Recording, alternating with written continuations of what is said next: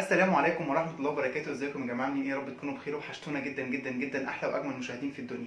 قبل اي حاجة طبعا احب اشكر كل الناس اللي دخلوا جداد عندنا في القناة وشرفونا باشتراكاتهم الجميلة اللي دايما كده يا رب بتسعد قلوبنا، ودايما يا رب كده نكون عند حسن ظن حضراتكم وقد الثقة الغالية اللي انتوا بتدوها لنا.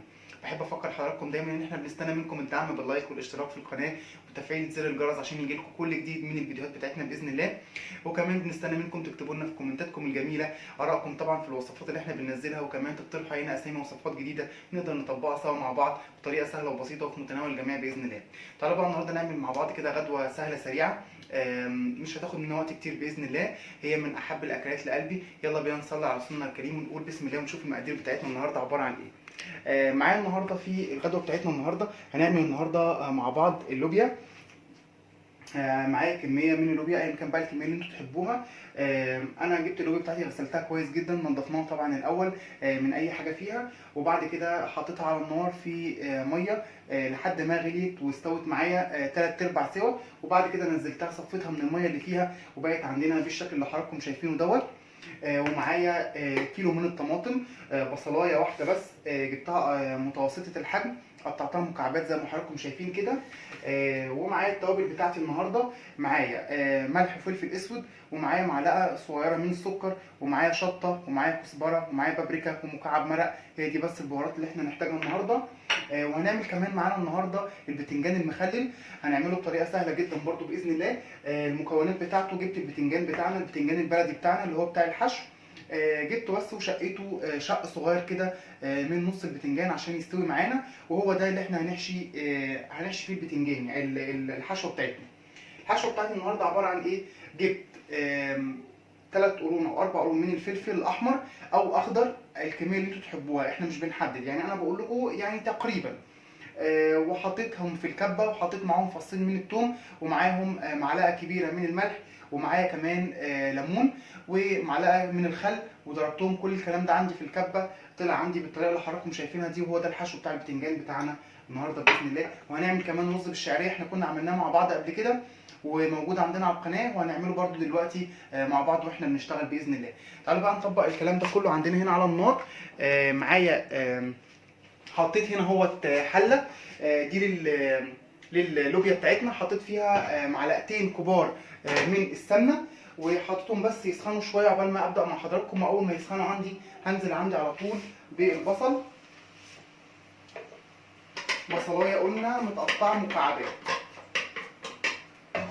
وهدلنا اقلب فيها لحد ما تاخد عندي اللون الاصفر، وبعد كده نشوف هنعمل فيها ايه. هعلي كمان هنا اهوت على الطاسه اللي فيها الزيت دي معلقتين كبار او 3 معالق كبار من الزيت علشان نعمل فيها البتنجان. هنزل عندي بالبتنجان كده، وهنا يا جماعه ما نكترش الزيت، واحنا بنعمل بتنجان ما نكترش الزيت. احنا هنحطه في الطاسه هنا عندنا، وهنهدي عليه النار وهنسيبه يستوي براحته خالص. ممكن كمان اي غطا عندنا نغطي بيه الحله بتاعتنا. عندي بقى هنا حله كبيره زي ما حضراتكم شايفين كده، حطيت فيها معلقه كبيره من السمنه ومعاهم 3 معالق كبار من الزيت، وهنزل فيهم بالشعريه علشان نعمل الرز بتاعنا. هجيب عندي كده بقى الكميه اللي انتوا تحبوها من الشعريه. انا عن نفسي بحب الرز تكون الشعريه بتاعته كتيره شويه، فهنزل تقريبا بكوبايه كده من الشعريه. وطبعا اللي هنا واقفين جنبها علشان الشعريه من الحاجات اللي بتتحمر على طول، مش عايزينها يبقى فيها تاخد لون ولون، عايزينها كلها تطلع بلون واحد، هو الجولد بتاعنا الجميل اللي احنا متعودين عليه. هنا عندي البصلايه شغاله، اداني شغال معاها لحد ما تصفر خالص او تاخد اللون الاصفر البسيط اللي احنا عارفينه. لما بنيجي نعمل اي خضار او اي طبيخ عامه ما بنسيبش البصل عندنا تغمق قوي علشان ما تمرريش الخضار بتاعي او ايا كان الحاجه اللي احنا بنعملها ايه.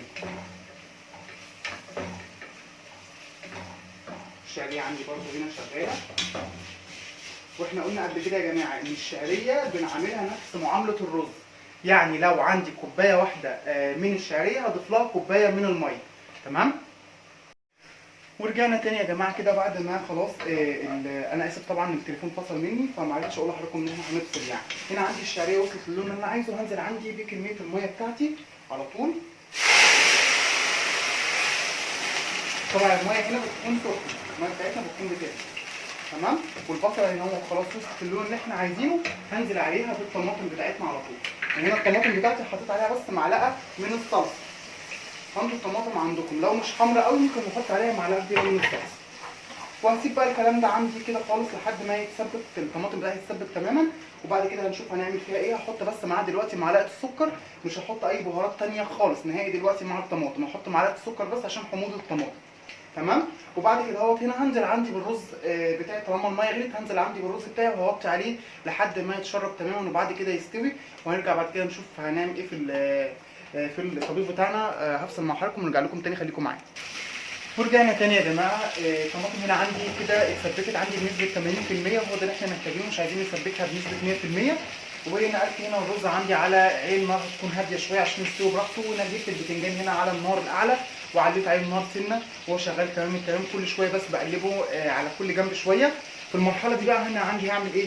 هجيب عندي اللوبيا بتاعتنا وهنزل بيها في الطماطم بالطريقه اللي حضراتكم شايفينها دي، وهديها تقليبه وهسيبها في الطماطم كده مده 5 دقايق كمان، من 5 ل 7 دقايق تغلي بس كده مع الطماطم. وبعد كده عشان نزودها بقى كميه الميه اللي احنا عايزين نحطها لها، وكمان نحط عليها التوابل بتاعتنا. البتنجان زي ما حضراتكم شايفين اهو شغال عندي تمام التمام. بس كل شويه بنقلبه من اليمه دي اليمه دي عشان يستوي كله، ولازم نضغط كده نغطيه كويس كده عشان يستوي من جوه ويبقى معانا مزبط كده من جوه حلو. هفصل مع حضراتكم بقى لحد ما نخلص البتنجان بتاعنا ونرجع نشوف هنتبله ازاي. خليكم معايا. ورجعنا تاني يا جماعه كده. انا طلعت هنا عندي كميه من البتنجان اللي استوت. اللوبيا عندنا زي ما احنا قلنا في المرحله دي بقى هنزود هنا عندنا 2.5 ل 3 كوبايات من الميه البارده او السخنه اللي يريح حضراتكم. وبعد كده هنزل عندي دي كميه التوابل بتاعتي كلها اللي احنا قلنا عليها. وطبعا بعد كده بقى بندوق الملح، هنسيبها تغلي شويه مع الميه والحاجات اللي احنا حطيناها. وبعد كده هو بنطفي عليها لان تعتبر كده خلاص اللوبيا بتاعتنا اصلا مستويه، لان احنا مسوينها 3/4 سوا وحطيناها كمان شويه مع الطماطم كملت سواها. تعالوا بقى نشوف البتنجان بتاعنا هنشتغل فيه ازاي. بعد ما طلعته هنا كده عندي، وهنا احنا لازم نملح البتنجان بتاعنا او نحشيه بالدقه بتاعتنا. لازم يكون البتنجان سخن، ما ينفعش ان هو يكون بارد علشان يشرب من الدقه بتاعتنا. طبعا احنا فاتحين البتنجان اصلا قبل ما نقليه. هروح جايب بقى كده عندي البتنجان وافتح كده في النص واحط الدقه بتاعتنا. عشان كده انا قلت لكم انا بحب البتنجان بالذات الاسمر يكون معاه الفلفل يكون احمر علشان بيديله شكل حلو جدا. بس لو اخضر يعني مش هيقول لا عادي. هنبتدي بقى نحشي كده عندنا الكميه كلها.